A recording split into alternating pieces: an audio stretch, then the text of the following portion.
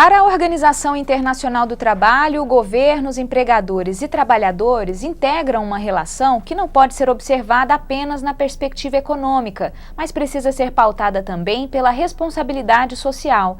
Em 2017, a OIT atualizou a Declaração Tripartite de Princípios sobre Empresas Multinacionais e Política Social. Para falar sobre essas diretrizes, hoje vamos conversar com o Procurador do Trabalho, Luiz Carlos Fabbri. Ele é bacharel em Direito, mestre em Direito Trabalhista, já foi professor e atualmente é procurador no Ministério Público do Trabalho em Anápolis. Olá, procurador, obrigado por aceitar o nosso convite e vir aqui até o Na Forma da Lei, é um prazer recebê-lo. Para mim é uma honra, obrigado pelo convite, Fran. Pode contar comigo para todos os esclarecimentos que se fizerem necessários e espero que consigamos esclarecer diversas dúvidas aí dessa nossa audiência. Tá certo. Procurador, no ordenamento jurídico brasileiro, como se insere o Ministério Público do Trabalho e qual a estrutura que ele dispõe? Essa pergunta é muito importante, porque às vezes as pessoas confundem Ministério Público do Trabalho com Ministério do Trabalho e Emprego, né? O membro do Ministério Público do Trabalho, ele é o Procurador do Trabalho, é um ramo do Ministério Público, ao lado do Ministério Público Federal, ao lado do Ministério Público Militar, dos Ministérios Públicos Estaduais, ao passo que o Ministério do Trabalho cuida da fiscalização. Então são entidades parceiras, mas cada um tem uma função. Fazendo uma analogia, é como se o auditor fiscal do trabalho fosse a campo, tal como um policial, e o membro do Ministério Público do Trabalho cuidasse da resolução extrajudicial e judicial, tal qual um promotor de justiça. E quais são as funções exatamente? Em que campos vocês atuam? A gente atua na tutela de interesses sociais e interesses indisponíveis relacionados ao universo temático do mundo do trabalho. Combatemos trabalho escravo, promovemos liberdade sindical, buscamos a erradicação do trabalho infantil, o combate à discriminação, o combate ao assédio moral, ao assédio sexual, ao psicoterror no trabalho e a proteção da dignidade do trabalhador de uma forma geral. São muitas funções, né, procurador? Quais são as estratégias, como esse trabalho tem sido desenvolvido aqui em Goiás e no país como um todo? Bom, eu acho que talvez a estratégia, tem diversas áreas de atuação, né? Mas o Brasil ele é pioneiro numa estratégia de atuação que é a responsabilização em cadeias produtivas, né? É apenas um exemplo de como otimizar a nossa atuação. Você tem problemas de déficit de direitos fundamentais em carvoarias. Uma atuação em face de uma pequena carvoaria vai repercutir na tutela de 3, 4 trabalhadores. Se você sobe o nível de atuação para o nível de siderurgia, por efeito cascata, você vai pegar e tutelar todas aquelas pequenas carvoarias que estão afetas a essa cadeia produtiva. O Ministério Público do Trabalho começou essa forma de atuação em cadeia produtiva no setor têxtil, a partir do caso Zara, a partir de casos em que se verificou exploração de trabalho escravo em pequenas oficinas, e se chegou à conclusão, se a tutela se restringir a esse nível de oficina, vai beneficiar 10, 15 trabalhadores. Se sobe para o nível da grife, atinge 100, 10 mil, 15 mil trabalhadores até mesmo, né? Então o Ministério Público do Trabalho ele inaugurou a era das cadeias trabalhistas, dos debates em nível de compliance, de boas práticas que assegurem a dignidade da pessoa humana em toda a extensão de uma cadeia produtiva, e hoje esse é um tema mundial, é uma experiência que começa aqui e a Organização Internacional do Trabalho vai encampar como um tema central para também combater o dumping transnacional, né? Que seria? Consiste no fato de que às vezes você tem um país que superexplora os trabalhadores e isso faz com que a produção seja canalizada para esses países, em detrimento daqueles países cumpridores da legislação. Exemplo do que acontece com a China hoje? A China, francamente, eu não sei qual é o atual contexto, mas sim, no Sudeste Asiático a gente vê em Bangladesh, Camboja, é disso que se trata, né? Quando eu falo internacionalizar o nosso modelo de atuação, é porque para ressaltar também que estamos todos juntos, empregadores, empregados, tudo é uma unidade, né? E a gente trata-se também de tutelar o nosso empregador, cumpridor da legislação, buscando que ele não sofra os efeitos deletérios de uma concorrência transnacional decorrente de superexploração, exploração de trabalho escravo. A gente vai ter oportunidade de falar um pouco mais sobre isso no ponto de vista internacional no bloco seguinte, mas ainda falando sobre o Ministério Público do Trabalho, faz parte da atuação desse órgão a educação, atividades educativas? Claro, todos os problemas, no nosso país a gente tem 2 problemas. O problema da educação e os problemas acessórios, secundários aos problemas da educação. Tudo acaba voltando para essa tecla. A exacerbação dessa polaridade de classes, a forma como o nosso jeitinho se eterniza, tudo decorre de uma falta crônica de educação, de cultura, que leva a essa falsa sensação de que o importante é só você se dar bem. Não, se você se dá bem sem trazer junto a coletividade contigo, você está criando o próprio cenário deletério para o futuro dos seus filhos, né? Então tudo volta para a questão da educação. O Ministério Público do Trabalho, ele tem uma interface com a educação quando a gente entra na matéria futuro dos empregos. Atualmente, o mundo ele passa por um movimento que é chamado de Quarta Revolução Industrial, ou Indústria 4.0. Trata-se da revolução tecnológica e com ela vem uma nova indústria de aplicativos, de uma nova forma de economia compartilhada, uberização e diversas outras formas e relações de trabalho. E, digamos, a matéria-prima para um país entrar nessa indústria 4.0 é a educação. E daí a nossa preocupação em canalizar condenações, o valor de multas decorrentes de condenações para investimento em escolas públicas sob forma de implementação de laboratório de bolsa de valores, laboratório de informática. Olha, não existe futuro no mundo da indústria 4.0, não existe futuro para os empregos sem educação, tá? Obrigada. A gente vai para um pequeno intervalo e daqui a pouco, na Forma da Lei, está de volta falando sobre as diretrizes da Organização Internacional do Trabalho.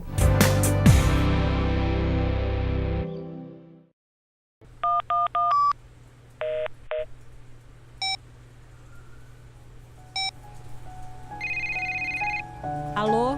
Plano de saúde não pode ser uma dor de cabeça para os segurados. Adiamento de consultas e cirurgias já marcadas, reajustes indevidos, recusa de cobertura, descredenciamento de prestadores de serviços e erro médico são algumas situações enfrentadas. O plano de saúde deve garantir o acesso do cliente aos serviços e procedimentos obrigatórios. Procure sempre mais informações sobre os seus direitos. Dignidade e respeito. Direitos do consumidor. Superior Tribunal de Justiça. O Tribunal da Cidadania.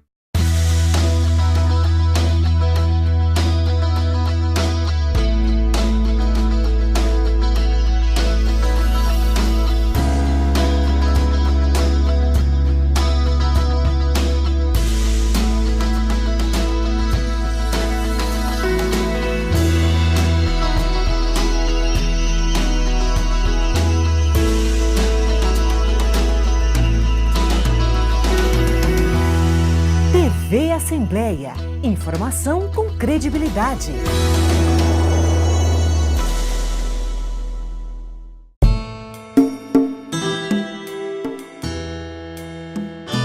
O tráfico de drogas é crime hediondo, uma ação cruel e desumana.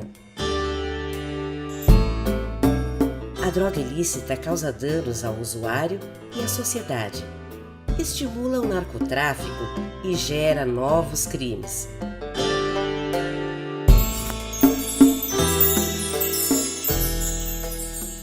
Cometer o crime, mesmo que seja pela primeira vez, não diminui a gravidade do delito e não impede a aplicação das penalidades previstas.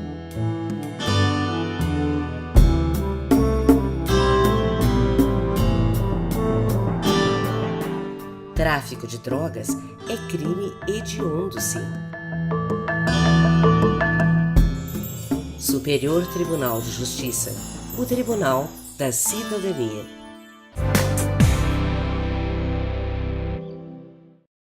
O programa Na Forma da Lei está de volta, hoje falando com o Procurador do Trabalho, Luiz Carlos Fabbri. Procurador, como a OIT, a Organização Internacional do Trabalho, enxerga as relações entre governo, empregadores e trabalhadores? A OIT enxerga tudo como uma unidade, uma intensa interdependência. Trata-se, creio eu, do único organismo internacional tripartite, ou seja, todas as suas decisões são tomadas com a presença de representantes dos governos, dos trabalhadores e dos empregadores. E é importante salientar que todas as normas aprovadas pela OIT são aprovadas por um quórum de 2/3 dos presentes, ou seja, é um quórum altíssimo, é praticamente um consenso, veja, um quórum superior ao quórum de edição de emendas constitucionais. Significa, portanto, que uma norma aprovada na OIT tem muito valor, porque ela é praticamente o produto de um consenso votado num ambiente polarizado por excelência, já que temos um representante dos trabalhadores, 2 dos governos e um dos empregadores para a delegação de cada país, né? E a OIT, o que sai de lá deve ser observado, é o que é considerado consensual e patamar civilizatório mínimo para nações ditas civilizadas, tá? E que atualizações a OIT estabeleceu sobre a Declaração Tripartite de Princípios sobre Empresas Multinacionais e Política Social? Desde 2014, a OIT vem tentando envolver empresas por intercorrências de déficit de direitos trabalhistas na sua cadeia produtiva. E o Brasil protagonizou esse debate, né? Deixa eu dar um exemplo. Imaginemos uma oficina de costura, como tem sido corrente, infelizmente, nas últimas décadas, em que muitas vezes a gente vai encontrar um estrangeiro imigrante indocumentado trabalhando de segunda a sábado, das 7 à meia-noite, ganhando R$500 por mês. Então não tem anotação de carteira, não paga hora extra. Pelos meus cálculos, esse oficineiro ele tem uma vantagem concorrencial de cerca de R$2.500 para cada trabalhador sob tais condições. Então, se a oficina tem 10 costureiros trabalhando assim, é como se a cada mês ele tivesse uma vantagem competitiva de R$25.000 em relação a um competidor que cumpre a lei. De forma que para esse competidor só vai restar 2 alternativas. Ou ele fecha o seu negócio ou ele copia as mesmas práticas. E é por isso que é uma questão, então, econômica. Não são apenas razões de ordem humanitária que empolgam o direito do trabalho. São, sobretudo, razões de ordem econômica. Trata-se de proteger o empregador cumpridor da lei da concorrência predatória de quem deliberadamente a inobserva. O nome disso é a análise econômica dos direitos. E a análise econômica dos direitos, ela vai tentar resolver esses problemas da seguinte forma. Vejam só, esse dono dessa oficina, ele muitas vezes sequer vai ter lastro econômico para regularizar toda essa situação. Existe um provérbio nesse meio, né? Se você deve 10 mil a um banco, você tem um problema. Se você deve 10 milhões, quem tem um problema é o banco. Então, é um problema quando o próprio explorador ele não tem um lastro financeiro, né? E daí surge essa necessidade de vamos buscar o lastro. E começa-se a edificar teorias que vão envolver o detentor do poder econômico relevante nessa cadeia produtiva por essas intercorrências de descumprimento de lei. Então, com isso, inaugura-se a era das cadeias produtivas e daí o chamado pela OIT, esse foi o tema central da Conferência Internacional do Trabalho desse ano, de 2017, Supply Chains, cadeia produtivas, daí esse chamado da OIT para iniciar um processo de envolvimento das grandes multinacionais por essas intercorrências na sua cadeia. Pense só, da atuação nos pequenos garimpos, onde tem várias irregularidades, passa-se a uma atuação em nível de grandes lojas de diamante do varejo, de uma atuação nas pequenas oficinas para uma atuação nas grandes grifes, de uma atuação nas pequenas subempreiteiras para uma atuação nas grandes empreiteiras. E não digo uma atuação necessariamente, olha, você não pode fazer isso, você está sendo cruel. Não, uma atuação de, num primeiro momento, envolver todo mundo para criar essa consciência de unidade e buscar, através de mecanismos de compliance, que essas cadeias produtivas sejam passadas a limpo. Procurador, o trabalho infantil, ele também é uma das ênfases da Organização Internacional do Trabalho. Como isso está se desenvolvendo? Bom, existe no Brasil um paradigma, ou seja, uma forma de se enxergar a criança e o adolescente, que é o chamado paradigma ou doutrina da proteção integral, né? Significa que a proteção deve ser integral. Ao mesmo tempo que existe um viés combativo de se erradicar o trabalho infantil indesejado, as piores formas de trabalho infantil, a prostituição infantil, por outro lado, como a proteção tem que ser integral, existe também um viés promocional do direito à profissionalização. E daí o direito do trabalho vai se encarregar de estimular a aprendizagem, programas de primeiro emprego e a formação profissional em geral. Essa parte promocional, eu particularmente vejo como a parte mais importante de todo o direito do trabalho. A aprendizagem é o instituto que eu considero mais importante do direito do trabalho. Você tem situações de crianças em periferia, favelas, periferias, que elas crescem tendo como referencial, de um lado, o traficante, o bandido, que está sempre bem, com dinheiro, com moral, tem status, né? E de outro lado ele vê o jovem estudante que vai para a escola, nunca tem dinheiro, é o manezão, é o tolo. E a criança é uma pessoa em desenvolvimento, ela ainda não tem uma maturidade moral plena, ele acaba correndo sério risco de desvio. O caminho, a aprendizagem se apresenta como o caminho do meio, como alternativa dele ver uma pessoa que vai para a escola, mas tem uma formação, ganha um salário, tem um emprego, e depois que conclui a aprendizagem, abre-se uma vaga para outra pessoa vir no vácuo. Então é o início de um ciclo virtuoso. Eu acho que a gente tem que enfatizar mesmo o combate ao trabalho infantil, mas também esse aspecto de proteção integral que envolve a promoção da aprendizagem. É a forma como é o que a gente tem para lidar com o problema de jovens que a cada ano são aliciados para atividades ilícitas. Então não se trata apenas de impedir o trabalho infantil, mas também preocupar com a educação e um passo posterior, que é a geração de emprego e renda. Isso, a formação profissional, garantir a formação profissional. A OIT, ela também tem essa preocupação econômica, como o senhor mencionou. Como essa geração de emprego e renda está sendo trabalhada nesses textos da Organização Internacional do Trabalho e no Ministério Público do Trabalho?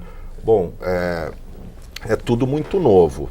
A partir de 2008, a OIT começou a se preocupar com o fenômeno da globalização, foram editadas declarações sobre uma globalização mais justa e equânime. Em 2009 veio o Pacto Internacional dos Empregos, e agora a gente está nesse momento de indústria 4.0. Qual que vai ser o futuro dos empregos, né?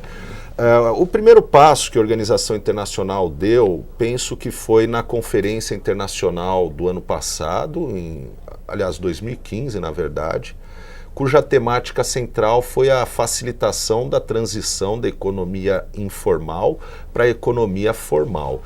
Existe uma nova classe, né, que é chamada de zona cinzenta, ou como eles chamam em francês, zona grise, que são trabalhadores que não têm muita clareza quanto a serem empregados ou serem autônomos.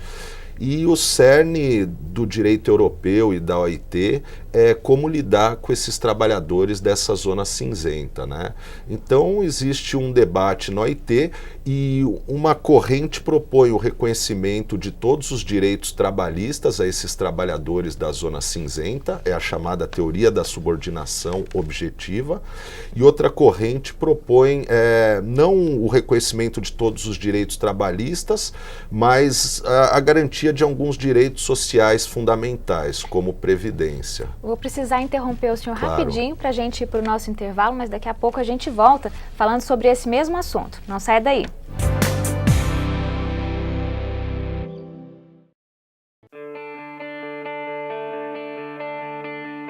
Computadores, tablets, celulares, aparelhos de TV e vários outros eletrodomésticos novos estão no topo da lista de reclamações por defeitos de fabricação.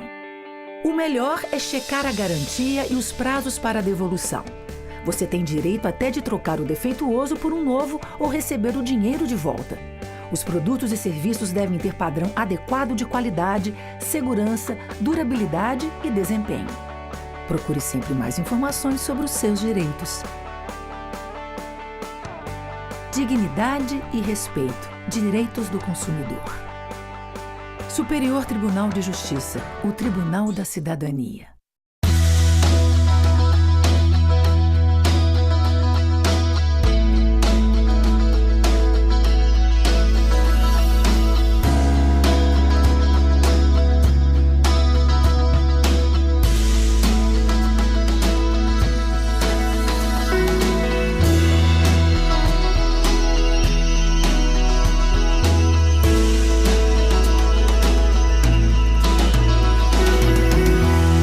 TV Assembleia. Informação com credibilidade.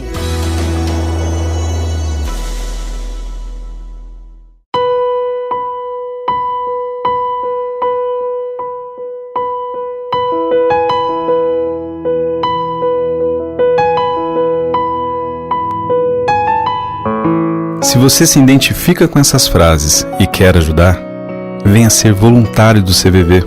Tem muita gente precisando ser ouvida. Ligue 141 ou 3223-4041 e informe-se. Programa Na Forma da Lei está de volta, hoje recebendo o Procurador do Trabalho, Luiz Carlos Fabre. Procurador, no bloco anterior nós falávamos da flexibilização das leis de trabalho, das relações trabalhistas.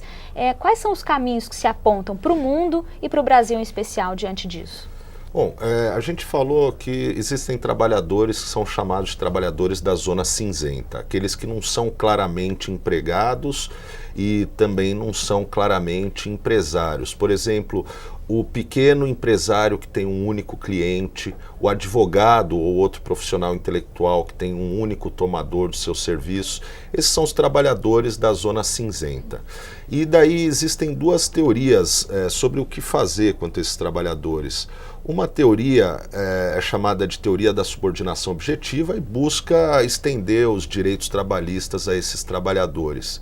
Mas essa teoria ela está passando por um momento de desprestígio decorrente da representatividade política que a gente vê hoje no parlamento. O que tem se praticado mais é a chamada parasubordinação, ou seja, não reconhecer direitos trabalhistas a esses trabalhadores, mas admitir a extensão de alguns direitos sociais elementares, como inclusão previdenciária e esse tipo de coisa, né? O problema é que essa pauta ela acaba se disseminando e situações outrora protegidas pelo direito do trabalho se busca caminhos para também se flexibilizar, aumentando o risco de insegurança. Eu acho que o grande caminho, eu vejo como faz a Alemanha para definir o que é empregado e o que não é empregado, né? A Alemanha, ela define quem é empresário. Ela vai falar, empresário é quem arca com os riscos do negócio, mas ao mesmo tempo possui chances de grandes lucros.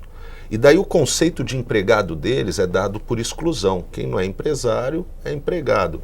Eu acho que é mais ou menos por aí que deve caminhar o exame. Se quando a gente tem uma prática de flexibilização está ocorrendo apenas trespasse de riscos, ou se de fato também aquele subcontratado ele vai ter chance de auferir grandes proveitos econômicos. É a partir daí que a gente tem uma noção se a pessoa é de fato empresária ou se ela está apenas arcando com os riscos, e daí o que ocorre é um estrangulamento de direitos sociais. A gente está num momento de análise, né, no Congresso da questão da regularização ou não do serviço do Uber e de outros aplicativos de transporte. Como o senhor vê esse caso específico nessa questão teórica que foi analisada? É um problema típico da indústria 4.0. Da indústria da revolução digital, que surge a partir, essa expressão é dos anos 2010 em diante, então é recente, né? Em matéria de Uber, já não é só Uber, a gente fala uberização, porque hoje já existe o Uber das babás, o Uber de cortar cabelo, Uber de médico, Uber de andar de cachorro, né? Várias empresas pegaram esse modelo. E existem dois Ubers. Um é o Uber ideal.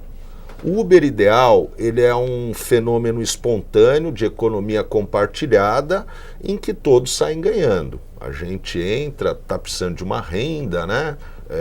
E consegue se credenciar um aplicativo.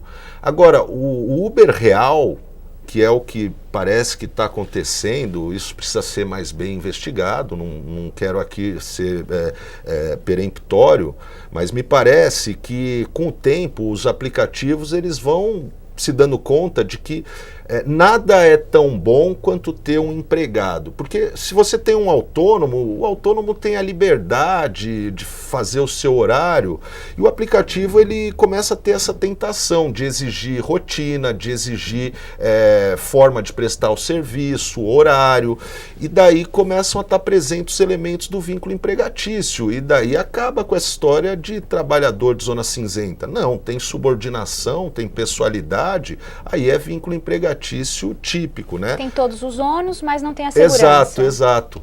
Então é isso, existe o Uber ideal, mas o Uber real, ele, as empresas de aplicativo, elas têm que tomar um pouco de cuidado, ter essa noção, e se de fato quer tudo que se espera de um trabalhador, que é compromisso com horário, etc., registra a carteira, né?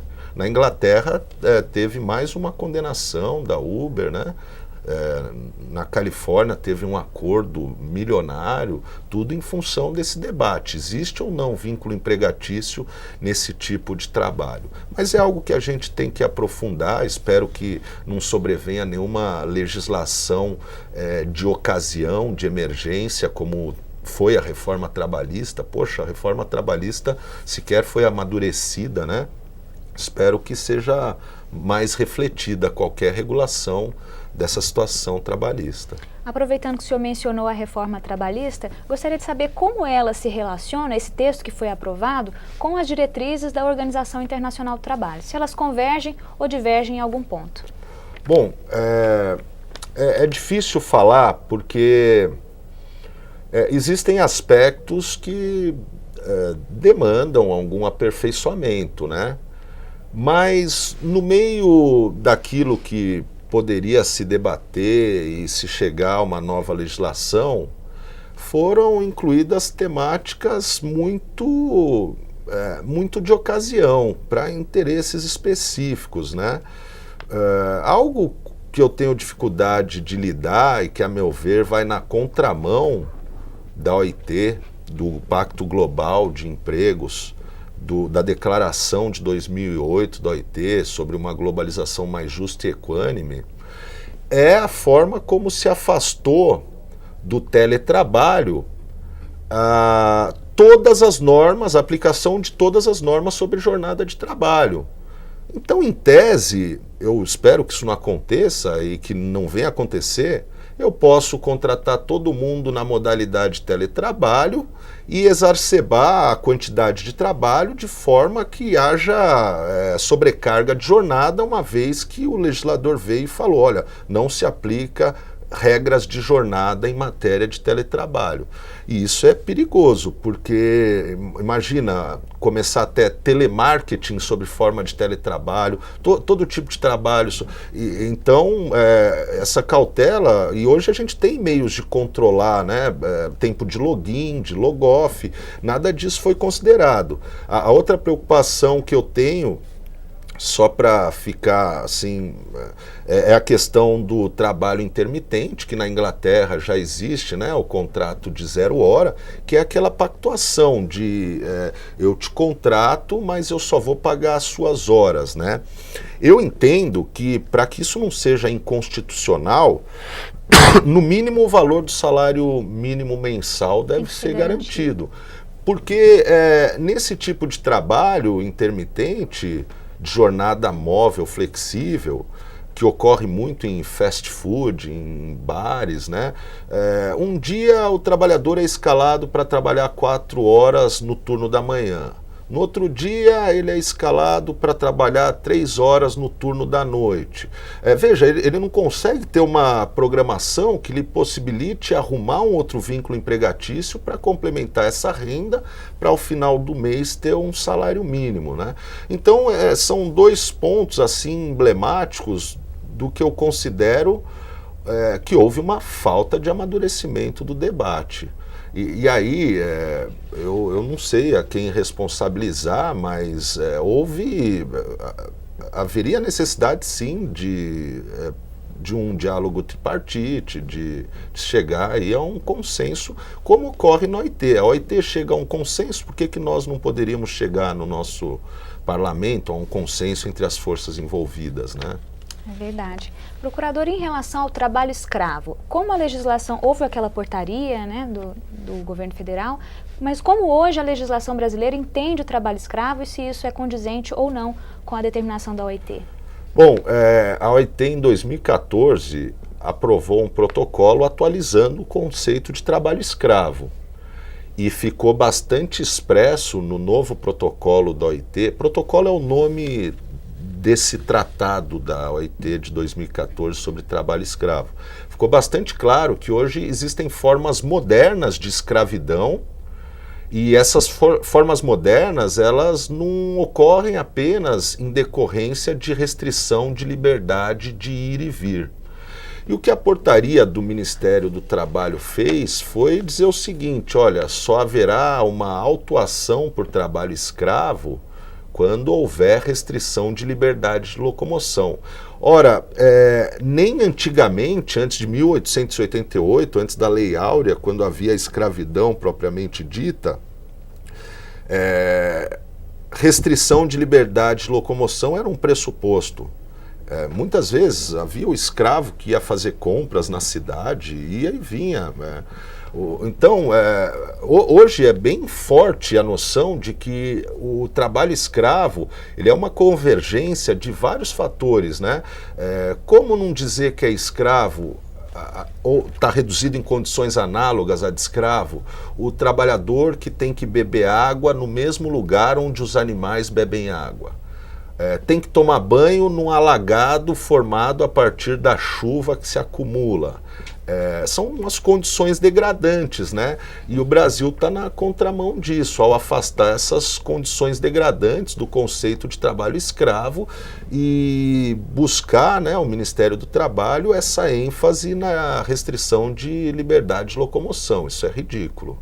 Procurador, para a gente encerrar, vamos entender a diferença, explicar para o nosso telespectador desse trabalho decente e desse trabalho degradante que sempre aparece nos textos e protocolos da OIT. Bom, não é fácil porque é um conceito amplo, tá? Vamos lá. Sim. Trabalho decente, segundo a OIT, é aquele trabalho em que existe a garantia do trabalho, ou seja, não tem desemprego, busca-se não ter desemprego, então existe a garantia do trabalho, a garantia de um salário que dê conta da subsistência, em que não haja trabalho escravo, em que não haja trabalho infantil, em que haja liberdade sindical e em que não haja discriminação, e ainda que haja proteção da saúde e segurança e inclusão previdenciária. Então, trabalho decente é um conceito longo, mas são essas as diretrizes do trabalho decente, aproximadamente 8 características. Trabalho degradante é uma expressão, é um conceito, né? Degradar significa rebaixar, degrau, degradação da dignidade, né? É aquilo que fica abaixo da dignidade da pessoa humana. Essa é a noção etimológica da expressão trabalho degradante. O trabalho abaixo da dignidade da pessoa humana. Degradar, degradê, né, vem do latim e assim. Faz todo sentido. Procurador, muito obrigada. Infelizmente o nosso tempo acabou. Quero agradecer ao senhor pela presença, pela participação, pelos conhecimentos tão amplos trazidos hoje aqui no Na Forma da Lei. Foi uma honra. Eu peço desculpas se às vezes eu posso não ter me feito tão claro quanto eu pretendia. Obrigado por tudo. Foi um prazer. Obrigada. O programa Na Forma da Lei fica por aqui. Continue acompanhando a programação da TV Assembleia, seja pela televisão ou pela internet. Fique ligado também nos conteúdos que a Casa de Leis disponibiliza nas redes sociais. Obrigada pela audiência e até a próxima.